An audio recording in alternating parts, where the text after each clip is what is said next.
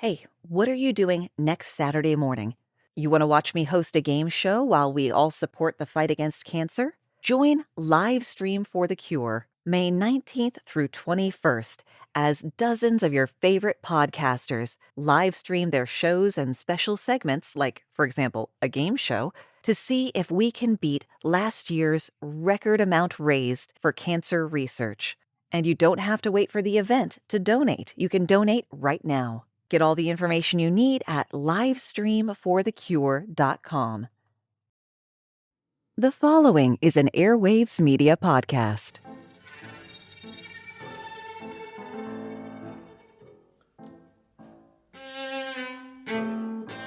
Buckle your swashes, jolly up your Rogers. Let's jump right back into it for the unplanned Part 2 on Pirates and the Age of Sail. My name's Moxie, and this is your Brain on Facts. Leaving aside injuries and the utter lack of hygiene on a ship at sea, which is a lot to ignore, I'll mark you, what was the greatest single threat to the health of sailors on a long voyage? If you said scurvy, you're dead on. Grab an orange and I'll tell you all about it. Between Columbus's transatlantic voyage and the adoption of steam engines, scurvy killed more than 2 million sailors. For a sense of scale, the plague of man upon the earth didn't hit 1 billion members until 1804. So 2 million people, even across a few centuries, is a lot of people. Ship owners and military leaders would plan to lose half of the men they set out with for any major voyage, purely to scurvy. Scurvy, as you probably know, is a disease caused by a lack of vitamin C. Hardly rare in our lives, vitamin C is in everything from citrus fruit, its most common association, leafy greens and peppers, to the livers of Arctic animals. That fact, had they known it, would have really saved the bacon of Arctic explorers like Shackleton, whose last expedition is thought to have been crippled by scurvy. The ubiquity of vitamin C is practically wasted, though, since most animals can produce their own vitamin C internally and don't need to get it from their diet. Only guinea pigs, fruit bats, some of the great apes, and the greatest ape of all, according to them, us, are unable to make vitamin C in-house. The main reason this is bad news bears is that vitamin C is needed to produce and maintain collagen. Collagen is to our bodies what hot glue and gaffer tape are to most of my projects. It's what's holding us together. Without it, prepare to have no strength or energy. You bruise and bleed easily with wounds that refuse to heal. Your gums in particular bleed and your teeth can fall out. Plus, you'll be treated to terrible, unrelenting joint pain. But the most metal symptom of all, without collagen, old wounds reopen. And when I say old wounds, I mean scars you've had for years. Look at a scar. We've all got them. They're like tattoos with better backstories. Now imagine if something brushed across that old scar and it suddenly reopened. That's what happened to the young doctor who proved the causative link between vitamin C and scurvy in 1940. Hold up, you say 1940? People have known about citrus fruit preventing scurvy since Bodhi times, even if they didn't know why. That's true in both parts. They knew it, but they didn't understand it. Vitamin C didn't even have a name until the 1930s, when Albert Szent-Györgyi discovered the chemical ascorbic acid, a foundational discovery for modern nutrition. Pretty well everyone accepted that citrus prevented scurvy. But what good is knowing something if you don't have duplicable science to prove it? James Lind, a Scottish doctor with the British Royal Navy, performed what is widely considered the first randomized controlled clinical trial in 1747, and discovered that, yes, you can prevent scurvy with lemons. So the British Navy gave their men lemons, which they sourced from Sicily, until they switched over to limes from the West Indies, because empire. That's how British sailors, and later Brits as a lump, picked up the sobriquet limeys. Now, limes have markedly less vitamin C than lemons do, but they didn't know that and wouldn't really need to, as it turns out. By the by, if you've ever pondered how you would have solved the need for perishable fruits and vegetables to tackle scurvy, and your solution was something like lemon drop candy or some damn good marmalade, which were my thoughts on the matter, I'm afraid those wouldn't work. Both of them require high heat to make. Marmalade and jams and things are technically a kind of candy, and that heat destroys the vitamin C. Now, just because neither the disease process nor the cure were understood didn't portend tragedy for sailors. While vitamin C, being water-soluble, leaves your system quite quickly, you might not see a symptom of scurvy for up to 3 months. You can go about your business for a fiscal quarter before the tiredness and other unfortunate symptoms can set in. This was borne out within my sphere in modern times by a guy I know who wanted to save as much money as possible during summer break in college, so he ate nothing but ramen. Like literally nothing but ramen. All 3 meals every day. Before the fall semester rolled around, guess who's at the doctor being diagnosed with scurvy? According to said doctor, mixing in a fast food ketchup packet every now and then would have been enough to keep him from his lethargic, bloody state.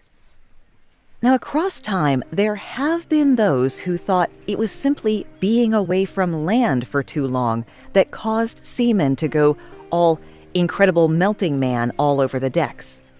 Captain Thomas Melville, for example, brought coffin-sized crates of earth on voyages. When men under his command started showing signs of scurvy, he would earth them. They'd be partially buried in a box of soil until they were cured. And it worked. Because the sailors getting the earthing treatment were also fed extra vegetables compared to their mates, thus giving them the vitamin C they needed to actually cure the scurvy. That long onset was one of the things that confused and slowed down the realization of what was going on and why. When sail gave way to steam, you'd be much less likely to be out on the water not stopping for groceries for months on end. So now it didn't matter so much that the British Navy had switched to the less effective limes. The lads wouldn't be gone long enough for it to matter. Looking into the particulars wasn't a priority for many at that point. But enter John Crandon, Harvard surgeon. In 1939, he decided to set the question to bed for good, using himself as a test subject for a variety of reasons. And if you like that sort of thing, definitely check out our episode Physician Test Thyself from 2019, as well as the chapter about it in the Your Brain on Facts book.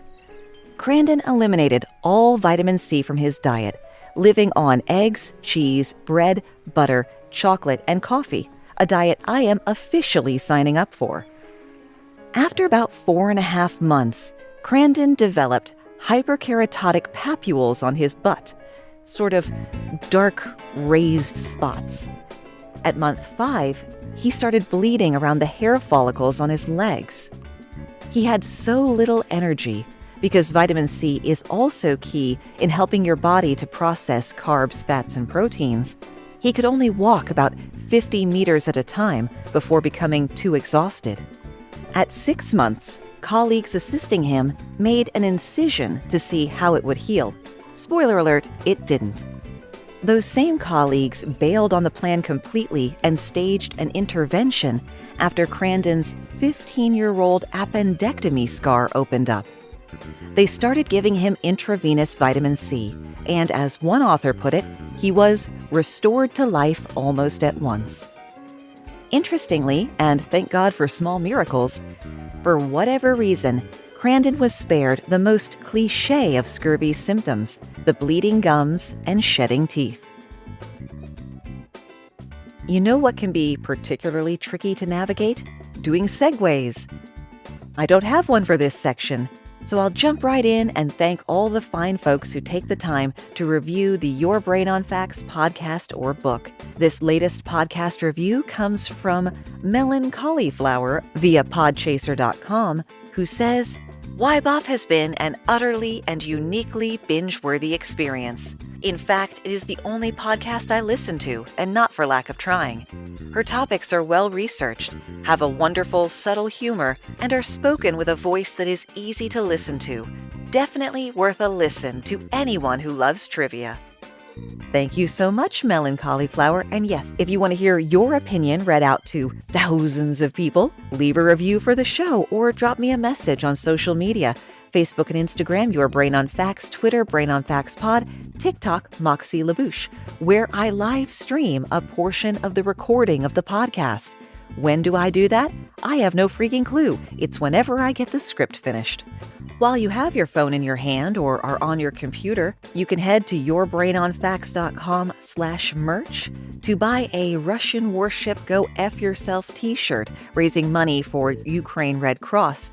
You can hang out with your fellow brainiacs at our Facebook group or our subreddit, both of which you can reach through yourbrainonfacts.com/social. Or you can support the show financially. Coffee or Ko-Fi, I'll be honest, I still don't know which pronunciation the rest of the world is using. ko-fi.com/yourbrainonfacts for a one-time financial donation. Or our Patreon, patreon.com/yourbrainonfacts, where everyone just got a bonus mini episode on the original terrible names of some of your favorite bands. Every single thing on Earth is interesting if you just take the time to look at it. That's the philosophy I didn't even realize I'd had my whole life until I started doing this podcast 4 years and 195 episodes ago. And I hope I've proved it to be true, doing episodes on things like mud and salt, just to challenge myself. And sure enough, every time I do one of those, invariably, I find more interesting facts than I can possibly use. So here's a little mini one of those, a subject whose very name evokes listless and inescapable boredom: the doldrums. Within 5 degrees of the equator on either side, the doldrums are a bit of ocean where there is little to no wind. The bright tropical sun on the open ocean causes the air to warm and rise straight up, rather than blowing horizontally as it does when the sun warms air over sea and land simultaneously. Now these days, that's not a really big deal, but before the Industrial Revolution and internal combustion engines, what were you going to do when there was no wind? Hang off the back of the boat and kick your feet? It's actually 2 big winds that cause little or no wind at all to happen. The doldrums, or to give them their proper name, the Intertropical Convergence Zone, also used to be called the Intertropical Front, is where 2 sets of trade winds meet. Okay, now what's a trade wind? Trade winds are consistent currents of air blowing east to west near the equator. Think of it like a little jet stream, but down near the water. Sailors would plan their voyages to take advantage of trade winds, and since most ships on the ocean carried cargo for business purposes, boom, trade winds. But if trade winds collide under the oppressive sun, they can cancel each other out, and instead of 2 big winds, you have no wind at all. It's kind of like running out of gas on the side of a lonely highway in the middle of West Texas. Being forsaken by the wind wasn't merely an inconvenience to your shipping schedule. The windlessness can last for weeks at a time. If your ship is already low on supplies and you come to a dead stop, well, let's say that may have been both a poor and apt choice of words. Scurvy, dehydration, starvation, delirium, and cabin fever wait in the wings like extras who finally got a speaking part. And there will be no fun musical numbers like in Muppet Treasure Island. Because having one major problem is never enough, the wind can come back, in force. One minute you're wondering if your sails will ever billow again, which sounds like an artful euphemism for something, though I know not what. The next moment, you're being battered by a violent, lightning-filled storm. Just can't win for losing. Okay, but once people knew what and where the doldrums were, why not just avoid them? Arrange your business to keep your ships out of there. 'Cause the doldrums move. The actual location of the ITCZ gradually varies with the seasons based on subtle changes in conditions. Sometimes a double doldrum forms, with one located north and the other just south of the equator. Steering wide is not a safe bet because the doldrums have some nasty neighbors, the horse latitudes. The accepted history of the name comes from Spanish ships transporting horses to their colonies in the New World. They would run out of wind for so long, they would run out of water for their cargo of horses, leading to many of them dying and, let's call it, being buried at sea. And to think, the doldrums is what my mom called it when we were bored on rainy days during summer vacation. Maybe that's why my family had cable.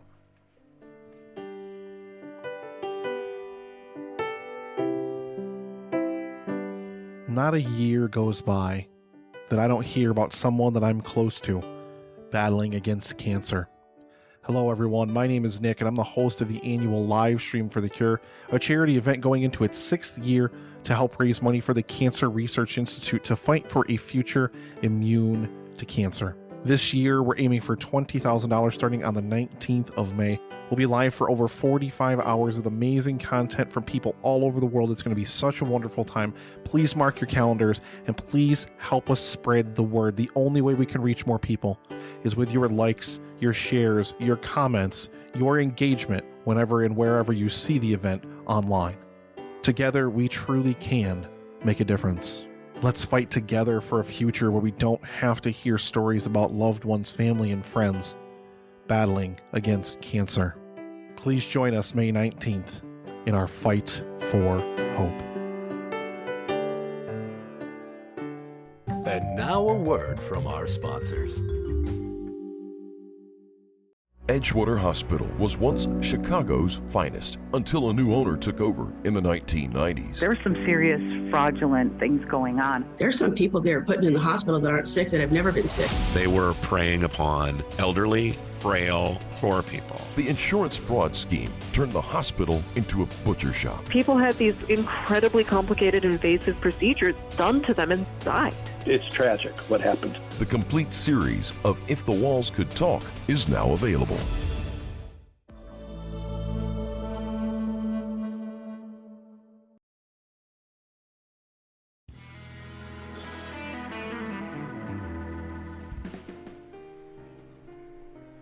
There were lots of reasons why people would visit the piracy booth at Career Day.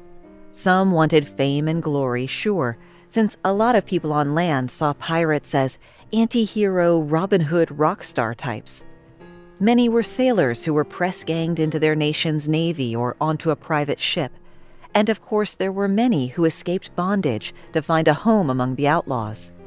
Outlaw, by the way, doesn't refer to the fact that you commit unlawful acts, but that because of being a criminal, you have been put outside of the protection of the law. For one aspiring buccaneer, however, his foray into piracy seems, for all intents and purposes, to have been a midlife crisis. Yes, I'm finally getting to the topic that started this whole thing. If you haven't already watched the streaming series Our Flag Means Death, first off, do so immediately. Allow me to introduce you to the Gentleman Pirate Stede Bonnet. It sounds like Steve, but with a delta instead of a Victor. Bonnet had been born into a life of privileged luxury on a thriving sugar plantation on Barbados.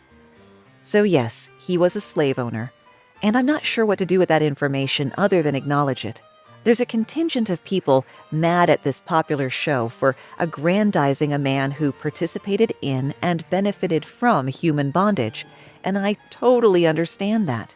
But at the same time, Our Flag Means Death is about as historically accurate as Abraham Lincoln Vampire Hunter, so it's not really even about the actual Stede Bonnet. And I reckon the real Stede Bonnet would take a dim view to episode 9. If you know, you know. Bonnet married well, fathered 4 children, and was a respected member of Barbadian high society, becoming a major in the militia and a justice of the peace. But all that somehow failed to hold his interest. Maybe he had the wanderlust. Maybe he had discomfort in a married state. Who knows?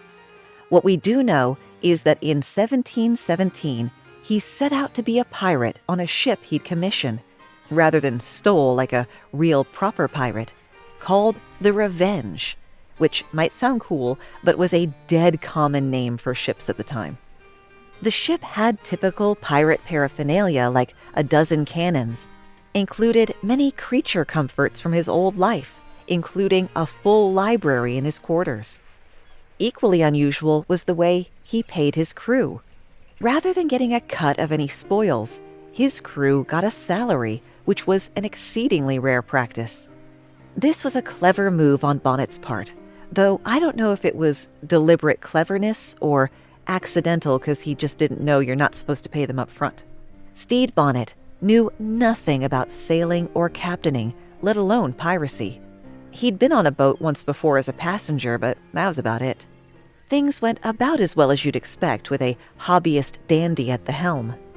Had his crew been on the usual even split arrangement, a lot like being a commission-only salesperson, they'd have mutinied within a month. It was the skill and experience of the crew that did see them take some vessels successfully. Ships sailing out of Barbados would be put to the torch, so they couldn't carry word of Bonnet back home, even though he was sailing under the alias Captain Edwards. Speaking of Edwards, one of Bonnet's chief claims to fame, and likely the reason he's remembered as much as he is, was the time he spent with Edward Teach, aka Blackbeard. When they met, Blackbeard was still establishing himself, freshly emerged from under the command of his mentor, Captain Hornigold, and was not yet a legend in his own time. Let's look at Blackbeard real quick and see if we can sort the sardines from the pilchards, the truth from the myth. Blackbeard may stand today as the most famous pirate in history, but he wasn't the most successful. He wasn't even the most successful at the time he was sailing. He did all right for himself, but couldn't hold a candle to Bartholomew Black Bart Roberts, who captured hundreds of vessels and operated a large fleet of pirate ships. Neither was Blackbeard flawlessly skilled at the trade. He once ran the Queen Anne's Revenge aground on a sandbar off the North Carolina coast, damaging her so badly she was no longer seaworthy. What kind of idiot runs his ship aground? That was near the end of Blackbeard's pirate career, mid-1718. He tried taking it as a sign that maybe he was meant to retire inland for a while, but that didn't last long. Much of Edward Teach's early life and background has been lost to history. He was just one of many poor lads born in Bristol. We do know that around 1717, Teach captured a French merchant vessel that he renamed the Queen Anne's Revenge, and began adding ships to his fleet, establishing a formidable reputation and forming alliances with other captains. Within the span of only a year or so, he went from a nothing, a nobody, to Lord of the Sea. Although Blackbeard cultivated a reputation of being a ruthless killer, there's no evidence that he himself ever killed anyone. Even when he took prisoners, he treated them decently. The rumors and legends about Blackbeard were far better than reality could ever be. He was 7 feet tall, with a head made of black smoke and glowing, floating red eyes. That would be so cool.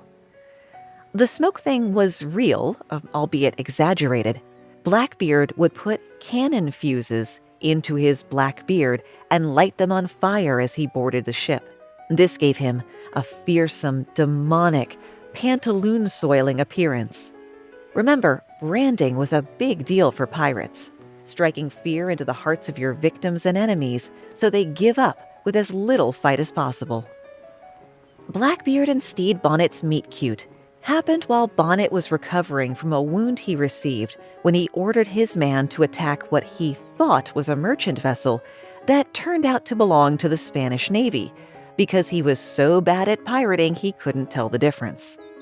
Blackbeard took a liking to Bonnet, possibly because Bonnet was a novelty, walking around his ship in a silk dressing gown, and a rank amateur who had no business being a pirate. Blackbeard tricked, cajoled, or sweet-talked Bonnet into being his guest aboard the Queen Anne's Revenge in exchange for control of Bonnet's ship Revenge for a couple of weeks. The two sailed together for a while as Blackbeard built his fleet up to 5 ships. That fall, King George declared that any pirate who wanted to stop attacking his ships and just attack the Spanish, England's principal antagonist at the time, would get a full pardon for their piracy under what was called his Act of Grace. Blackbeard announced he wanted to take up the offer and took his fleet to North Carolina. Not one to let his new bestie run off without him, Bonnet decided he'd take it up too. 2 acts of grace, please, and went ashore to sign the paperwork. When he came back to the Revenge, though, he found it had been stripped of everything of value, save a little bit of water and ship's biscuits, as well as his crew of 25 who had been marooned on a small island. Blackbeard hadn't signed the Act of Grace either. Have you ever had a supposedly close friend suddenly turn into a gaping asshole without warning and for no good reason? Definitely happened to me.